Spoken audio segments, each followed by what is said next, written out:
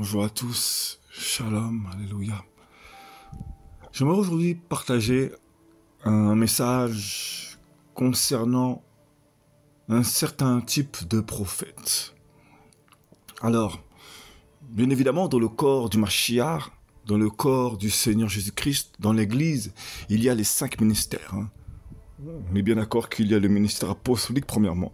Ensuite, le ministère prophétique, les ministères de fondement. Alléluia. Le ministère d'évangéliste qui vient ensuite, bien évidemment. Ensuite, le ministère de pasteur, qui je trouvais beaucoup trop mis sur un piédestal, malheureusement. Alors qu'il doit prendre soin des brebis dans le secret, enseigner quand il se doit d'enseigner. Et ensuite, le ministère d'enseignant. Alléluia. Qui doit creuser dans la parole, dans la profondeur, pour nourrir aussi également et paître également les brebis. Alléluia. Qui est d'ailleurs bien attaché aussi au ministère de pasteur. Mais ce n'est pas le sujet. J'aimerais donc aujourd'hui parler des différents types de prophètes. En particulier un, et dénoncer. Parce qu'il y a des limites, je trouve. Il y a bien évidemment les prophètes tels les scribes, comme Ézéchiel, qui voyaient quand même beaucoup de choses, qui étaient transportées en esprit, c'est biblique. Comme Jérémie, qui était là pour vraiment avertir les rois, les sacrificateurs, les gens de haute autorité, voilà, dans les temps anciens, bien évidemment, voilà, dans le royaume. Il y avait également les prophètes tels Élie, qui étaient appelés vraiment à aller vers le roi, les rois, avertir le peuple et faire des miracles, bien évidemment, voilà. Et il y avait aussi ce qu'on appelait également les prophètes nabis, qu'on appelle les prophètes voyants. Et effectivement, dans les temps anciens, dans un des versets du livre de Samuel, il est écrit qu'à l'époque, on appelait les voyants, les prophètes des voyants. Pourquoi? Parce que leur devoir, c'est d'avertir sur l'avenir, de pointer du doigt l'état du peuple quand ça ne va pas, afin que le peuple reste dans la soumission à Yahweh. Alléluia. Afin qu'il soit gardé des jugements de Yahweh et qu'il soit un bon exemple pour les autres peuples. De montrer que Yahweh est le véritable Elohim, qu'il n'y a pas d'autre véritable Elohim. Alléluia. Qu'il est le Tout-Puissant. Mais dans ce temps actuel, il y a vraiment une vague qui vraiment s'est déployée ces derniers temps. Qu'on appelle les prophètes nabis, donc les prophètes voyants, qui est biblique.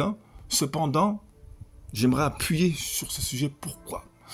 Parce que dans les temps anciens, jamais dans le peuple d'Israël, dans la culture d'Israël, vous n'aurez vu un prophète voyant s'exposer. À l'époque, il n'y avait pas les caméras. Cependant, les Israélites n'étaient pas un peuple qui aimait s'exposer. Ils étaient dans la discrétion. Ils allaient au combat quand il le fallait. Aujourd'hui, malheureusement, sous prétexte que nous sommes prophètes, sous prétexte, il y a des consultations. Et je vous dis, il y aura des jugements, parce qu'il y a parfois des âmes qui sont dans des temps de désert et ils veulent consulter des voyants, des prophètes voyants. Parce qu'ils pensent que c'est bon. Pourquoi? Parce qu'ils sont dans le Seigneur et ils se disent, c'est un prophète. Même si les voyants, c'est biblique. Et c'est vrai. Cependant, vous devez chercher le Seigneur au travers de sa parole et apprenez à l'écouter. Il faut apprendre à l'écouter. Le prophète voyant n'allait voir le peuple qu'au moment opportun où il avait des reproches à faire. Il disait, voici ce qui se passe. Mais il n'était pas là à faire des consultations à tout bout de champ, à bâtir son ministère sur de la voyance. Non. Un prophète voyant était dans son coin. Ça restait un prophète. Un prophète est au pied de Yahweh. Il est au pied du Seigneur. Alléluia. Un prophète ne s'exposait pas comme ça. Je vous dis, les prophètes des anciens temps, la plupart en général venaient d'Israël. Et dans la culture israélite, je vous dis beaucoup là, sous prétexte qu'on est dans l'évangile, ils ne connaissent même pas la culture israélite et ils veulent exposer un ministère dont ils ne connaissent même pas l'origine de la culture qui va avec la parole du Seigneur qu'ils ont reçue. Je vous dis, sous prétexte que tu as un don, tu vas l'utiliser et tu vas te glorifier, tu vas t'exposer sous les caméras. Je veux dire, l'Elohim Yahweh, là, l'Elohim vivant d'Israël que nous servons est vivant. Il y en a, ils le font avec un cœur véritable, sincère. Le Seigneur vous reprendra ensuite, parce qu'il est bon, parce qu'il vous aime. Et il connaît votre cœur, il sait que vous voulez le servir, vous voulez certainement développer et déployer vos dons. Ça peut se comprendre. Mais je vous dis, il y en a là, Ça y est, ils ont reçu un peu d'onction, ils se sont fait imposer les mains, je sais pas quoi, et ils vont sous prétexte que... Je vous dis, il y a même des lives comme ça où le Seigneur m'a permis d'aller, parce que j'ai vu des temps compliqués, et je me dois de partager. Quand je vais voir apôtre, prophète intel, je leur demande, mais est-ce que moi, vous savez ce que c'est être apôtre, prophète? Paf, on me bloque. On me retire de live. Juste pour cette question. Tellement ils ne savent même pas ils ne connaissent même pas le sens du ministère qu'ils ont reçu. Et vous voulez servir, vous voulez bâtir. Je vous dis, ça va tellement vous chicoter même. Je veux dire, on ne blague pas. Hein? Yahweh, là, l'Elohim vivant que nous savons, il ne blague pas.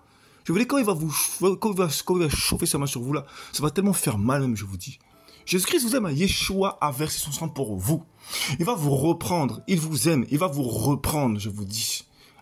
Vous qui êtes vraiment appelé, il va vous reprendre, il va vous expliquer réellement, il va vous pousser à aller dans le secret et à méditer. Et vous-même, vous témoignerez, vous-même vous reprendrez les âmes qui font n'importe quoi, parce qu'ils vous aiment. Mais ne faites pas n'importe quoi, s'il vous plaît. Parce que vous égarez des brebis, vous aurez des comptes à rendre. Yeshua vous aime, il a versé son sang pour vous, il vous a donné la capacité, la faculté. Mais servez-vous-en à bon escient. Ne faites pas les voyants. Ne faites pas les voyants alors que vous-même, vous n'arrivez même pas à voir votre propre orgueil. S'il vous plaît. Respectez un peu le nom du Seigneur. Vous devez témoigner, être un témoignage pour le nom de Yahweh, le tétragramme. Oui, nous faisons tous ces erreurs, nous sommes tous pécheurs. Là-dessus, il n'y a pas de souci. Ça s'apprend. Mais s'il vous plaît, ne vous élevez pas dans un orgueil inutile. S'il vous plaît, méditez sur votre état de cœur. Yeshua vraiment vous aime. Voilà, alléluia. Je voulais vraiment passer un message sur ces prophètes Nabi. Voilà, que le Seigneur a peut-être vraiment établi pour certains. Mais ne faites pas des vagues, ne faites pas de la consultation inutile. Je vous dis, parce que même que lorsque Saül s'est perdu à un moment donné, il est parti voir une médium pris par l'esprit du python. Samuel, quand il s'est dévoilé lui-même là, il a repris. Je vous dis, on ne blague pas. Non, on ne blague pas avec les dons que le Seigneur nous a donnés. Yeshua est vivant, Jésus-Christ est vivant, Yahweh, l'Elohim vivant d'Israël est vivant.